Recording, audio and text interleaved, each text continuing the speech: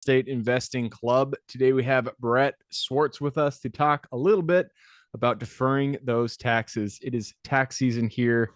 We're just coming on. Today is what, January 13th. So it's about time to start thinking about doing those taxes. A subject that, it's one of those things you don't like, but you got to deal with. And the best thing you can do is defer those taxes so you can hold on to more money, put them into bigger deals. And that is what Brett is here to talk about. So Brett, thank you very much for hopping on the show. Gabe, happy to be here. Thanks for having me. Absolutely. I told you before we got on here, we like to start with stories. I know you got a good story, so why don't you take us to the beginning? How'd you get started in real estate? Yeah, I started with my mom and dad building custom homes and room additions all through the Bay Area of California. That was in the 80s and 90s. I'm 39 now, so I was still pretty young in the 80s. We were hammering nails, moving bobcats, driving bobcats, putting up drywall, and just seemed like entrepreneurial real estate family, cash flow, having rentals and stuff. That was really cool. So I learned the kind of the construction and the hard work standpoint at an early age, and then had a chance to fall in love with multifamily brokerage when I joined a company called Marcus and Millichap. And that's when I learned about 1031 exchanges and underwriting and IRRs and cash on cash returns and all the cool ways to build wealth and cash flowing multifamily real estate. And then fast forward, learned about a thing called a Deferred Sales Trust, but it was during a time when everything hit the fan in 2008 and people lost half or all of their wealth. And we said, there's got to be a better way than just, having to be forced to overpay for properties via 1031 exchange. At the time too, financially, it was really tough. My wife and I married, new baby at home. We basically went down to like zero. And we had to move in with him into a small condo. I had to take a side hustle at Cheesecake Factory. I had to do all this, stuff to keep the dream alive. So I make cold calls by day, be at Cheesecake Factory by night. And that began the journey of solving problems in a way that hopefully I never have to go back to the Cheesecake Factory ever again, right? And that's why I started my company as well now. We just help coach and train people how to do tax deferral on multifamily exits, cryptocurrency, business exits, and then go back into real estate, which is my favorite part, when it makes sense for them, all tax deferred, not using a 1031. Nice, man. I love it. And as much as it pains me to hear stories like that, you never like going through things that are hard. But you come out the other side, you're stronger, and you can look back on it and say, hey, if I can get through that, then I can get through anything. And you are a shining testament to that from Cheesecake Factory. By the way, I love Cheesecake Factory. So best glad you chose restaurant that in America, one. man. I mean, come on, There you're you getting go. hammered in your calories, but this is gonna taste good on the way down there. Exactly. So you made it. Yeah, you're from Cheesecake Factory, and now you're doing all this stuff, which is great. We're here to talk about the DST. So you kind of got there roundabout way through Marcus and Millichap doing multifamily brokerage, and it sounds like you saw that there was all these gains that people were taking, and they were taking the hit on them. So kind of let's set the stage and explain, like you would someone who's never sold a property. Explain how taxes hit you when you sell any deal that you're doing right at the beginning. Absolutely. And we're going to use a deal story to make it come alive. And this is Gary Lester. He's a client of mine. And so Gary was the guy who was working the W-2 as well, kind of had his side hustle business going, but he wanted to get passive real estate cash flow and build wealth through mobile home parks. And so he went to one of these conferences and seminars about 5-6 years ago. And then he started to buy mobile home parks in the Moscow, Idaho area, not too far from Washington, right? And he bought these mobile home parks and they rose to values of about $10 million, okay? So he found himself saying, oh my gosh, Brett, I feel like I'm financially free. I mean, I can live off my passive cash flow and it covers my expenses, but my time and my energy and my stress is like high. And even though I have property management, there's still just a lot to deal with these mobile home parks.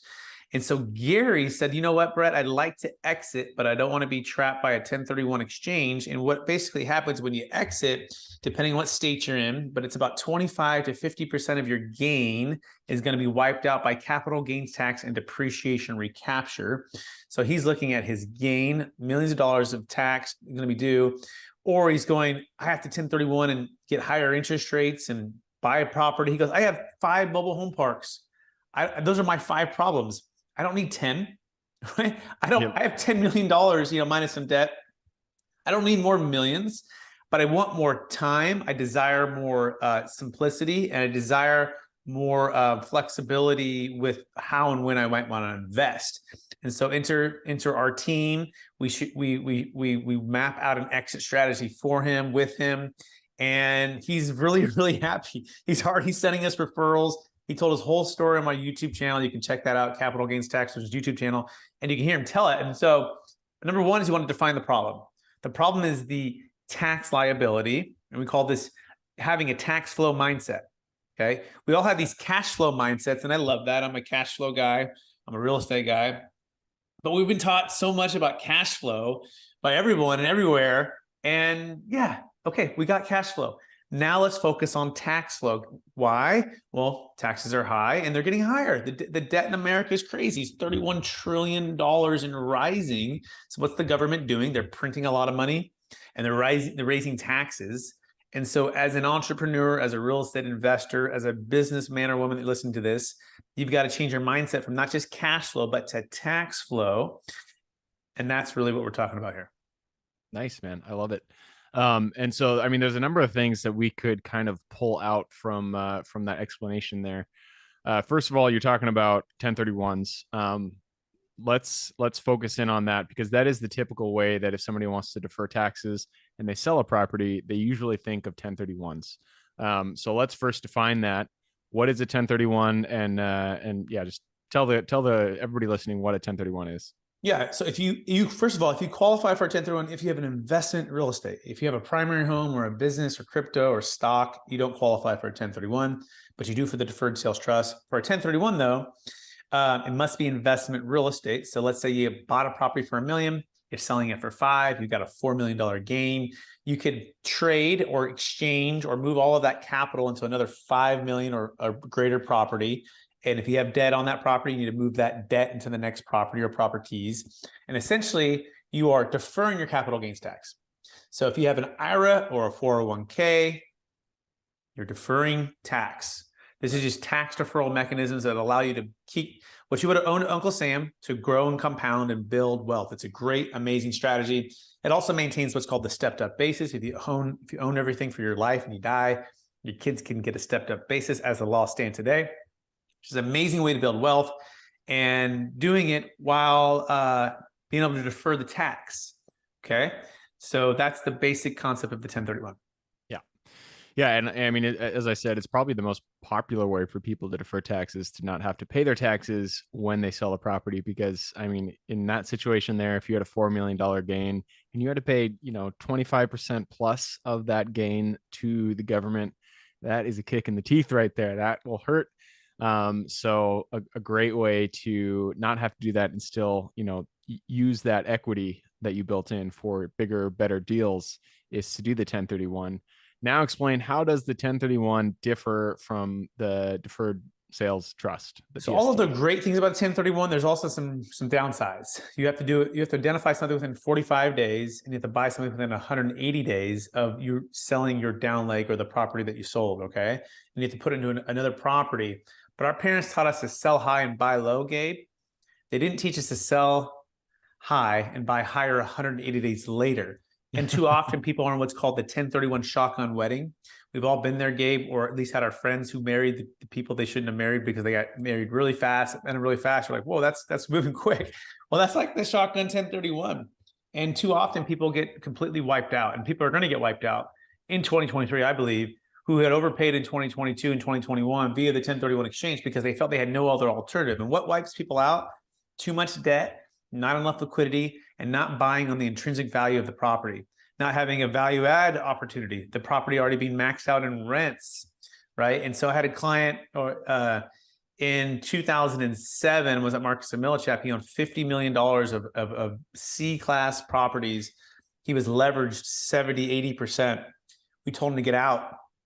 Now, at the time, we didn't know about the Deferred Sales Trust, but we just told him, you should get out of these properties that are a little bit questionable. You have a lot of debt. He goes, I'm trapped. He goes, because if I sell, I have to overpay for a property. I have to do the 1031 and I have to replace my debt. Fast forward, his entire house of cards fell. He had $50 million worth of real estate, beautiful $3 million house. He lost his house. He lost all of his real estate. He went bankrupt. And we're going, the 1031 exchange was not his friend. He had just been exchanging up until everything stopped. Now, do we think the '08 crisis is going to happen like that? No. And did most multifamilies during the '08 crisis, if you didn't over leverage, did you do fine? Yes, if you had a chance to hold on. But the concept of this is, had he known about the deferred sales trust, he would have sold high, paid off all of his debt, diversified the wealth into, you could put it into U.S. Treasury bills just to wait on the sidelines. You can put it into hard money lending. You can put it into passive real estate deals. You can put it into stocks, bonds, and mutual funds, but you can dollar cost average and you can take your time. So think of the deferred sales trust as like a place where it's a safe harbor for your capital. It's a place to relax and wait to see where opportunities are going to come up. It's a place to diversify and pay off debt. In other words, it's more of a preservation play at first, but then it becomes a chance to pounce when the iron's hot, right? When there's opportunities. And so we believe there's opportunities coming. So with the trust, you can partner with the trust to buy more property. You can partner with the trust to build property. We had a client, he sold a $2.6 million business in Alabama. And that particular deal, he deferred hundreds of thousands of dollars of tax. And then he was building 70 multifamily units in Tennessee. So it became his capital partner to invest with him, all tax deferred without having to raise capital, get it from a bank. The trust was able to be that silent joint venture partner for him. So that's a cool way to go fund yourself, all tax deferred. We did another deal out of San Diego, about a $12 million deal, almost 13, 4 partners that were exiting. The 1031 exchange doesn't allow all the partners typically to exit. They have to all stay together. Well, with the deferred sales trust, we can seamlessly separate the partners. Each can have their own trust and they can defer the tax. These guys are also developers. They bought this land. It was just a taco stand. If anyone's ever been in San Diego, they have a lot of taco stands. Really good taco stand. But it was just like in a kind of a rundown neighborhood. Yeah, kind of a rundown neighborhood. And they built this this car wash. If you're watching this on YouTube, you can it's a car wash. I thought that said Orange Theory. Okay. Yeah, car wash. And then they put the taco stand inside of the car wash while people get in the car. And so the guy's business tripled, right? So it was a deal for him. And then they built the car wash and so $4 million all in, about a $12.7 million exit. Wow. Huge tax. And they found us 21 days before they exited. They were like, we're not doing a 1031 because we're not in the business of buying $13 million pieces of land. We're in the business of buying land for $500,000, building on it for $4 million, $3 million, $4 million, and then selling it for 13. And so just the simple business model for a 1031 exchange puts you in a weird position. With the deferred sales trust, you have really total freedom and flexibility. So the first thing that kind of pops into my mind is, what are the time limitations here? I mean, that is one of the things for the 1031 is you have those set number of days that you have to find a property, execute on it, all that stuff. If you put money into a DST, can you let it sit there for 10 years and then all tax deferred, and then in 10 years time decide you want to go buy 1,000 shares of Apple at $10 million and work it that way? Good question. So there's no timing restrictions as it pertains to having to invest in like-kind property or identify properties or investments within a certain time frame. It's a completely different tax code. By the way, this is not to be confused with a Delaware statutory trust, which is another form of a DST, which is part of the 1031 tax code. This is IRC 453, which is part of an installment sale tax code. So there's nothing like that. However, once the funds are in the trust, the intent of the trust is to invest. Okay, so it does need to invest into something, but it could be U.S. Treasury bills. So you do have to do it on when the money goes into the account. It does have to be invested somewhere. Yeah, you can't sit for 10 years. Have I had clients sit there for months? Yeah, months. Yeah, okay. Months and months and months. Sure, we've had them do that in cash, but it's not a great plan because inflation and such. But the idea is to strike when the iron's hot, right? And to invest and to diversify and to grow the wealth of the trust to pay you back. And then as you get paid back, you pay tax on it. Gotcha. And you said one word that I was actually going to ask about. You said like kind. That's another issue with 1031s. If I sold a mobile home park, I have to buy something equal or greater value there.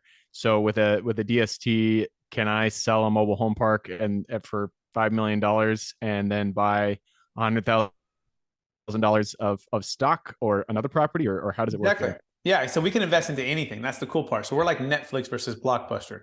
Blockbuster was really restrictive. We turned it within 3 days. Netflix came out, changed the game. So when the part of that is because when you invest via the trust, it can be real estate, but it can also be hard money lending. It can be stocks, bonds, mutual funds, U.S. Treasury bills. It could be insurance. It can be startup capital for your business venture, as long as it's business or investment. Whereas the 1031 exchange must be investment real estate and only works for investment real estate, whereas the deferred sales trust works for investment real estate and businesses and crypto and public or private stock, right? And primary homes. We work for all asset classes. We're working on a $11.5 million plane sale.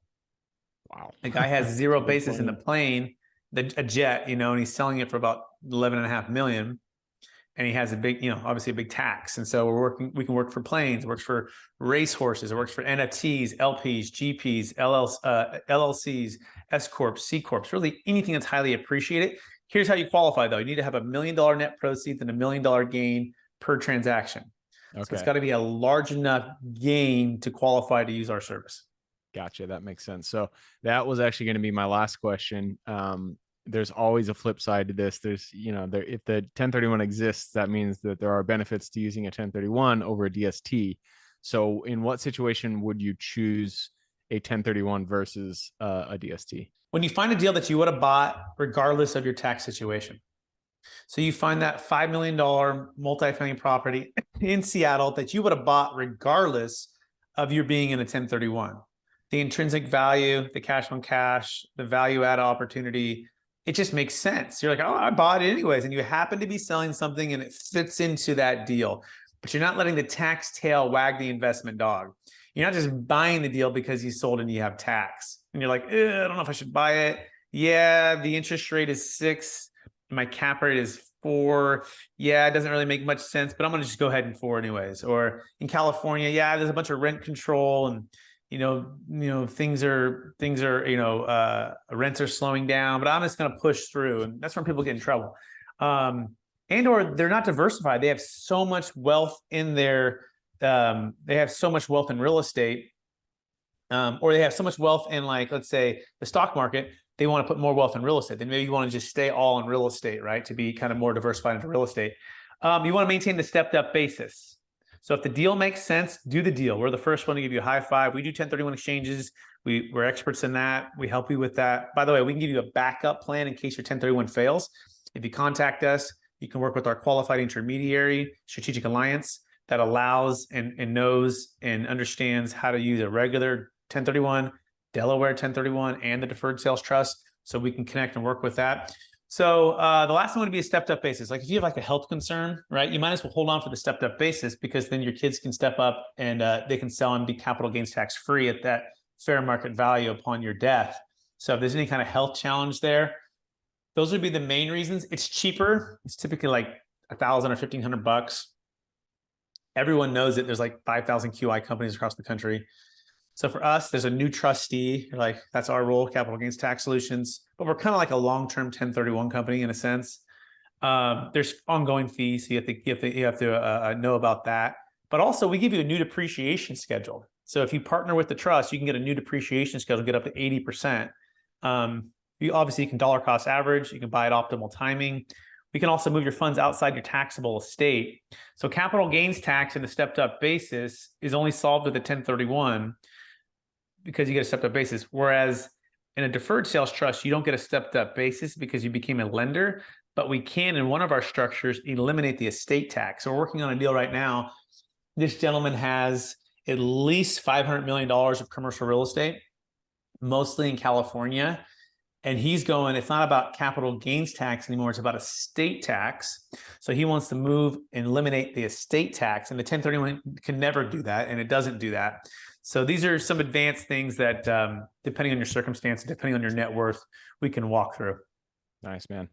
Well, it definitely sounds like you guys are the ones to go to with those questions. When it comes to taxes, I'm no offense, but man, my eyes start to glaze over. It's just so much to take in, which is why you hire professionals to go out there and help you get those tax dollars back into your pocket. So, Brett, that does round out our time today. I'm gonna have to push us into the quick question round. Are you ready? Ready.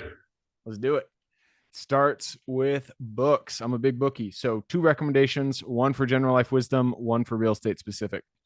Okay. Never Split the Difference, and it's kind of both. No, So that's it's, good. but we can also do a real estate one too as well. My good friend Kevin Bupp just came out the mobile home park investing book, which is a great book. So that's only for the real estate. But Never Split the Difference with Chris Voss is an incredible book. More than just a book, there's a master class. If you haven't heard of this master class thing, you can get it on your phone. It's an app, right? I'm going to pull it up right now for those that are wondering, and you can take Chris Voss's master class, and he teaches Oh yeah. the tactical ways to negotiate. And Nice. when you think negotiation, you might be thinking just business, but it's actually family. It's actually human communications. And I've literally listened to this masterclass probably 25 times now in the past 5 months. It's so Wow. rich and so good and like so practical. Okay. So, I mean, I can read books and stuff, but I'm on the podcast, or I'm listening I'm at the gym or something, or I'm driving. This masterclass is gold. So Chris Voss, Never Split the Difference book, but really check out the masterclass. Nice. That's awesome. And that is, I think it's masterclass.com, right? That's where those are. Probably, yeah, yeah. But I think it's Yeah. like $170 for an annual subscription, but it's worth its weight in gold just for that one class. There's also one for Steph Curry. I played basketball in college. He does a whole thing on like basketball and shooting and dribbling. That one's amazing too. So All right. So masterclass.com. Well, I guess this is a little plug for that one right there. And then what's Kevin Buff's book again?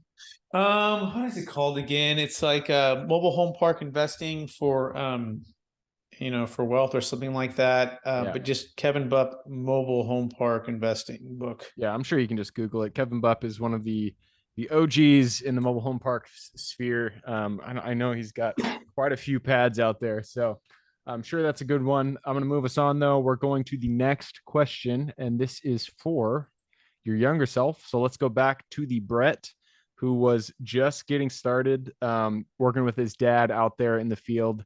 Go back to him, look him in the eye, give him one piece of advice moving forward. Yeah. So that point, I would be learn to work harder on yourself than you do on your job. My dad taught me how to work really hard on my job. And I would say my mom and coaches and leaders and my faith taught me to work harder on myself, right? So too often we tend to focus on getting those grades or getting that degree or getting that job or closing that deal. These are all external things that are important. However, what's more important is the internal work. So it's your health, your finances, your fitness, your faith, your family, right? Your personal development, your leadership. And so it's taking a look at how do I increase my character by working on harder on myself than I do on my job.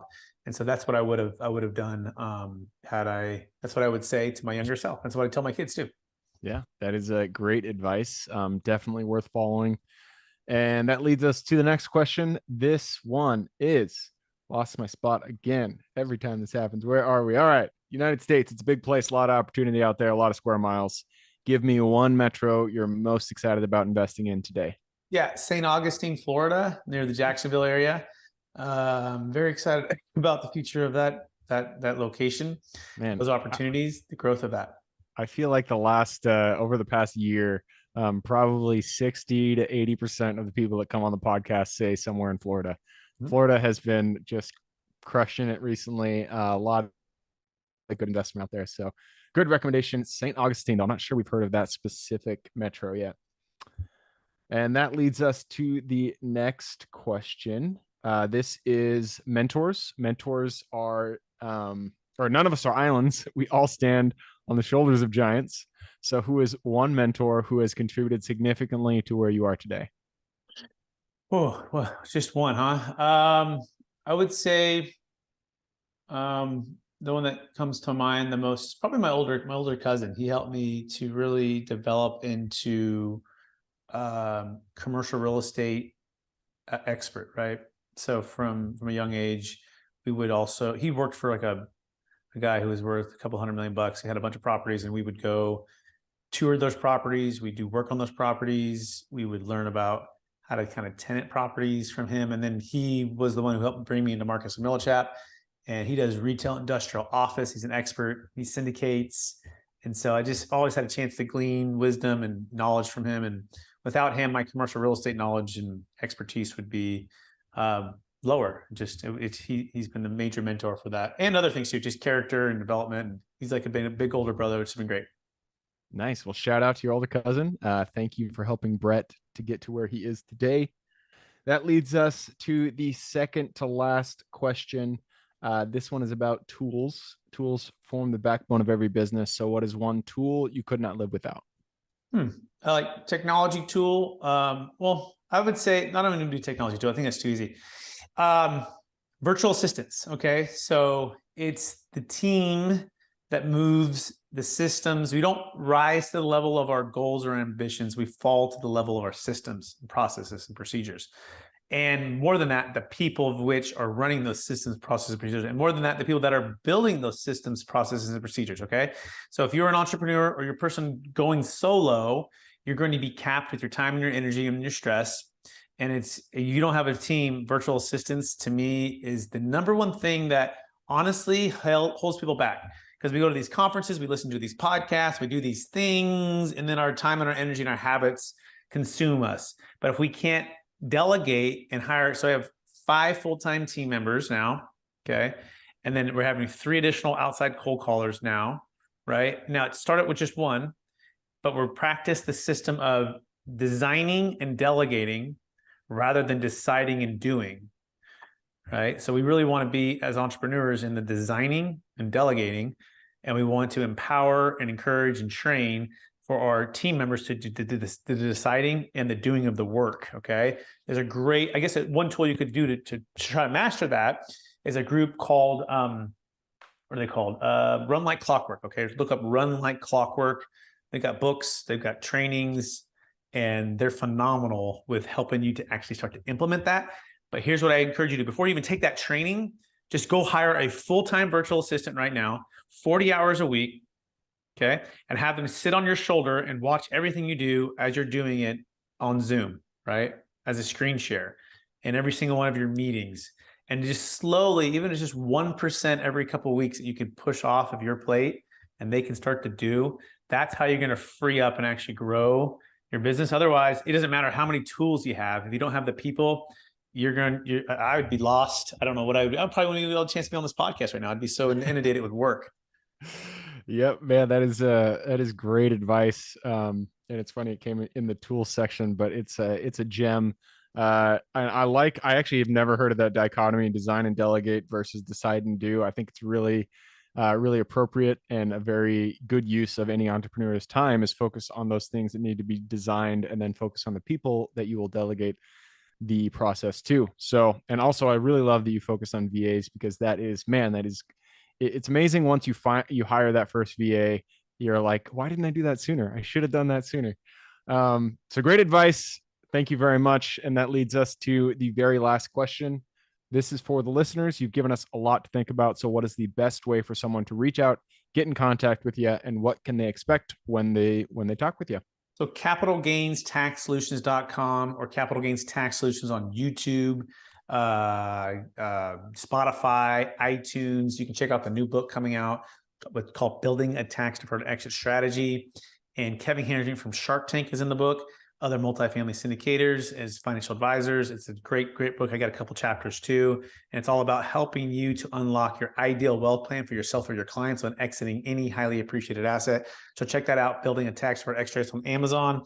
Other than that, they can just book a one-on-one consultation with myself or one of my team members by going to capitalgainstaxsolutions.com. You can download our free ebook there as well. You need to have $1 million net proceeds, $1 million gain to qualify. You can apply there. And we do our masterclass every Friday, DST masterclass, where we're talking. That's totally free. You can join us there. Free for now. We might actually have it paid at some point as we're getting pretty popular. Then we have our coaching program that's going to be releasing soon as well, called experttaxsecrets.com. So that'll be releasing for professionals who are listening to this and want a chance to level up how they're helping their clients or investors exit. Perfect. So that is Capital Gains Tax Solutions, plural with an S.com. I'll put that in the show notes. So if y'all want to reach out to Brett, just click a little more in the description. It'll pull down the full description, and in there you can find Brett's URL. Right on, Brett. Well, that wraps it up. Thank you very much for hopping on the show. Thanks, Gabe, for having me. Absolutely. For everybody who's here with us today, thank you guys for showing up. You are the reason we do this. So if you guys have any questions whatsoever, reach out to me, Gabe with realestateInvestingClub.com. And if you guys want to support the show, the best way to do it is just to go out there and give us a like, subscribe, share, all that jazz on whatever platform you're using. Other than that, hope you guys have an absolutely fantastic week. Keep rocking real estate, and I look forward to seeing you